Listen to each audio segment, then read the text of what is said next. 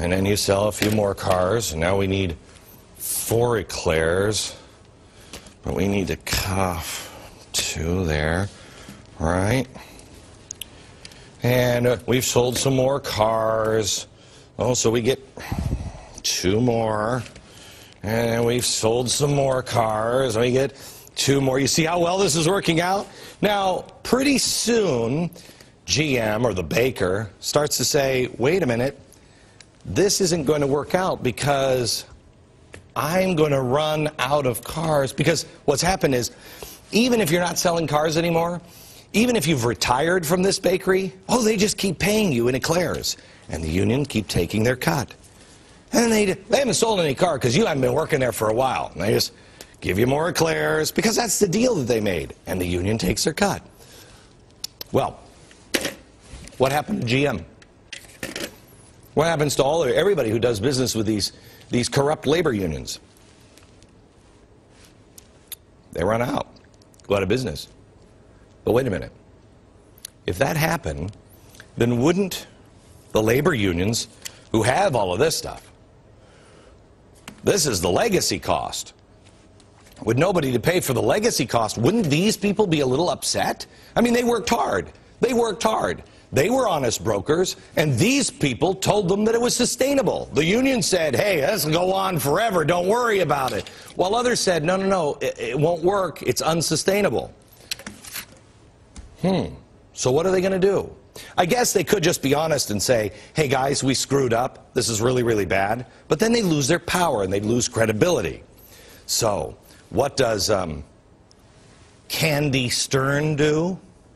Instead of being honest with his workers and say, hey, we've been running out of eclairs and we got some problems, the legacy cost was a bad idea, they decide to say, you know what, guys? You know all of these eclairs that we were giving you?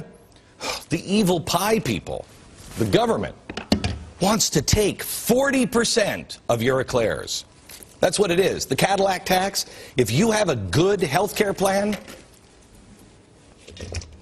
40% goes to the government. That one stays over here because that one looked too yummy. 40% of them go to the government. And where do they go? Not to these people. Not to these people. To these people. They're going to have some eclairs for everybody. And you know what's great? We got to get the poor pie people. Some of these people, they're not even working for pie. Some of them don't even want pie. Some of them have been offered pie and won't sign up for pie. But we're gonna give them some more because the government knows best and will protect you. Oh, I hate you 1% people. Does any of this look like it would work? Does anybody think that this is a good system? Look at me.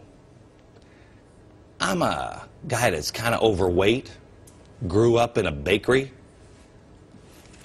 This doesn't look appetizing to me. This doesn't look appetizing to me. I'll eat pretty much anything. This is crap. This won't work. The unions, along with the redistributive pie people, have made a system that didn't work in the first place. Now they're just doing all kinds of misdirection and giving you some pie and eclair in a blender and expecting you to swallow it. It's a lie. It's unsustainable. And that is what Union Day at the White House is really all about. Back in a minute. Up next, who is exempt from the health care bill and who will pay their share? Also, got any more pie left? Next.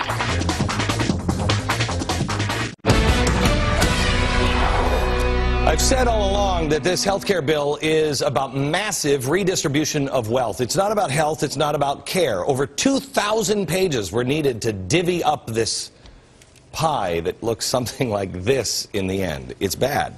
So who's getting it? You know, in the last few minutes I did this, protected the poor pie that you can't touch. Nobody will even talk about the protected poor pie. This protected pie, unlike the slop that everybody else is going to be getting, I mean, it's a nightmare what's coming to you.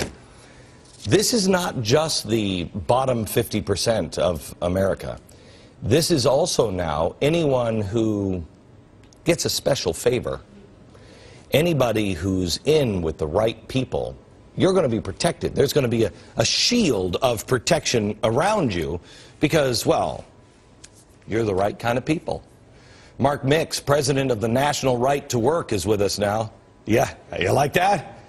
How you doing, Mark? Excuse me, Glenn. Let me put my eclair down. Yeah. We've got a few down here in Virginia. You know, we're a right-to-work state, so no worker can be compelled to pay dues as a condition of employment to a union. So we've got a few eclairs left down here, which is the good news. Now, here's the question.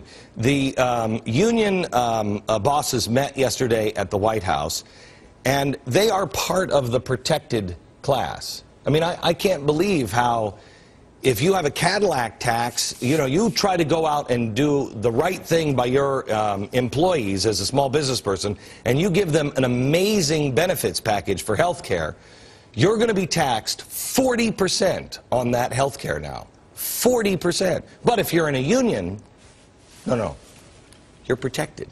You got the cone over you, right? Yeah. Well, it's interesting. This bill is larded with all kinds of gifts for lots of people in various states across the country, but primarily it's larded with benefits for organized labor officials who've decided that their interests are better served by a nationalized government-run health care plan than actually protecting the workers they claim to represent. And it's ridiculous to think that they're posturing about this Cadillac tax on unionized health plans and trying to bluster about it, when in fact the most important and interesting comment yesterday after being done meeting with the president was from Richard Trump, and he said, you know, we've come so far in this government-run health care thing that it'd be a shame to let it go right now, meaning we're going to throw our own members under the bus and tax them too. But so, ideally, they want to be exempt, and 6 unions already are. So, look, Mark, you know, every time I talk about the unions, people hassle me and say, what do you have a problem with the unions? I don't have a problem with the union workers. I mean, I did represent General Motors. I was a spokesperson for General Motors for, I don't even know how many years, until they got into bed with the federal government, and then I couldn't do it anymore. And I made it clear to the head of General Motors,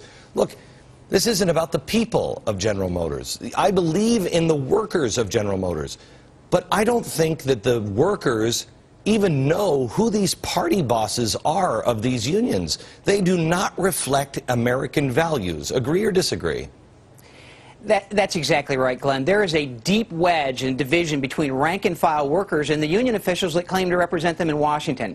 You know, it goes back to 1935 and the New Deal, when unionized union leaders went to the government and said, we want special privileges.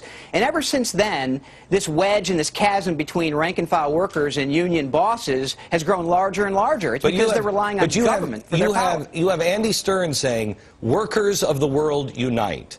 You have, who is it, the manufacturing czar, Ron Bloom, basically holding up redistribution of wealth and saying the free market system doesn't work. These are not free market people. That's the chasm that I mean. People believe, generally speaking, Americans believe in the right to work, the right to have an idea and start a business and go. That's not what these union people are all about. That's exactly right. They're about redistribution of wealth, and they're doing it with government power. You know, for the first time in organized labor's history, they've passed the Rubicon. Over 50% of all union members in America are now part of government, and that bodes ill for America as we move forward. But the fact is, many union officials and union leaders now have been or have a history with being part of the socialist movement. John Sweeney, the last president of the AFL-CIO, a card-carrying member of the Democratic Socialists of America, part of the Socialist International. Andy Stern, trained in the Midwest Academy by Paula and Harriet Booth, who were socialist activists. I mean, it's just not, it's not good. And they've used this government power to expand their power over workers. Hold on just a second. Tiffany, was it Harriet Booth? Wasn't it Booth that was at the Acorn party that we covered? I think you're thinking of Heather Booth. Heather Booth. What, is there any relation? Heather, I'm sorry. Okay, yeah, it is Heather. I think Booth. it is Heather. Okay, yeah. So she's with Acorn, or she was at the Acorn party defending that, and she also was with. What relation to Andy Stern? What was Andy Stern? Well, he trained at the Midwest Academy that her and her husband ran, and you know, that's where kind of he gets his pedigree. Tell me Ron Bloom's connection. He's the manufacturing czar. Tell me his connections with the DSA and what DSA is. Well, I think he's a member of that and have been affiliated with it in the past. And the Democratic Socialists of America, as I mentioned, is part of the Socialist International, which is an organization promoting socialism across the globe. And you have a whole host of that here in America in the union movement. In fact, John Sweeney, in 1995, when he took over the AFL-CIO, repealed the rules that prohibited communist leaders from running unions.